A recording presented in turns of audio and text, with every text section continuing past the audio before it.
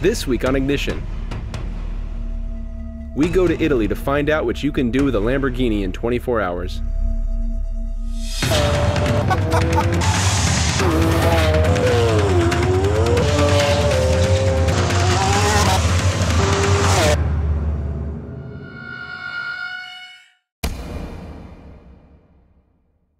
We're at the Nardo Ring, which is one of the fastest test circuits in the world, and we happen to have an Aventador, which is the fastest and most powerful Lamborghini ever produced. We only have 24 hours to drive it. I wonder where we should start. That is fantastic!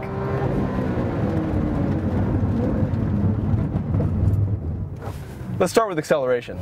So here's how you do an acceleration run in a Lamborghini Aventador. Select course on the dash here, toggle stability control so it's off, left foot on the brake, right foot slams the gas, and you let go of the brake. Those shifts are fantastic. 60, 2.8 seconds. They just knock you in the back. The quarter mile, 10.6 seconds at 133 miles an hour. It'll keep pulling all the way to 217, but unfortunately, Lamborghini won't allow us to do that here at Nardo. All right, now we're cruising at 60 miles an hour. We're gonna find out how well this thing stops.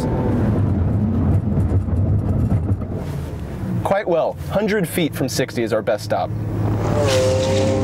So with acceleration and braking done, let's find out how well this thing handles. We're on a 150 meter skid pad and doing about 120 kilometers an hour, and oh wow, this thing is so controllable.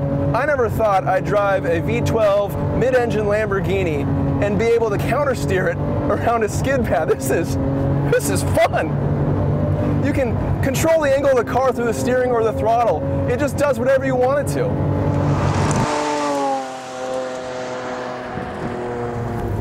So we got the test data, but that clock is still ticking. We have the entire southern peninsula of Italy to explore. Let's cause some mayhem. Lamborghinis aren't just cars, they're experiences. Even getting into one is pure theater.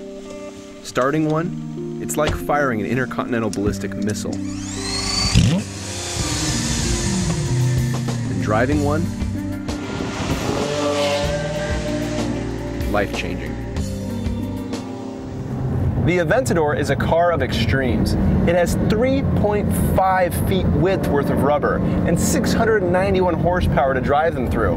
The resulting acceleration is staggering. This car is as fast as 60 miles an hour as a Bugatti Veyron. The crazy thing is, Lamborghini didn't even do that on purpose. Acceleration wasn't even their main priority. Instead, accessibility was. They tried to make this the most accessible V12 mid-engine Lamborghini ever. I think they've accomplished that. They've also adapted new technologies.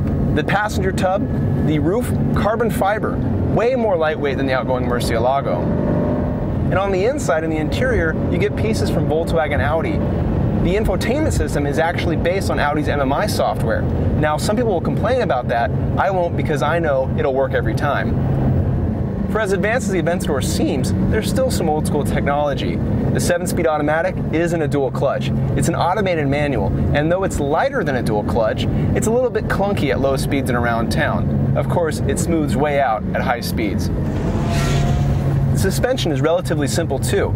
It's just Öhlins shocks at all four corners, actuated by push rods. They're completely non-adjustable, but fortunately Lamborghini has chosen a pretty good setting. But enough about the details. How is the Aventador to drive on a curvy Italian road?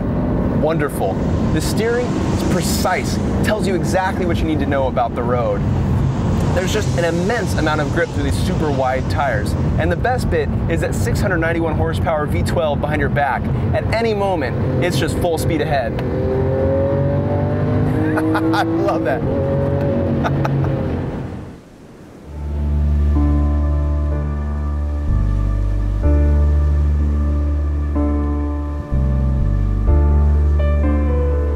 When I was a little kid, I had a poster of the Countach on my wall. It was a magnificent thing, a concoction of extravagance, stupidity, and power. It was an aspiration, a concept, something that existed only at the end of a rainbow. The Aventador is that car realized. It makes me carry the same lust. When I'm driving it, I want to get out and look at it. And when I'm looking at it, I want to get back in and drive it more. This is the car that deserves to be on your kid's wall. This is the car that should be on all of our walls.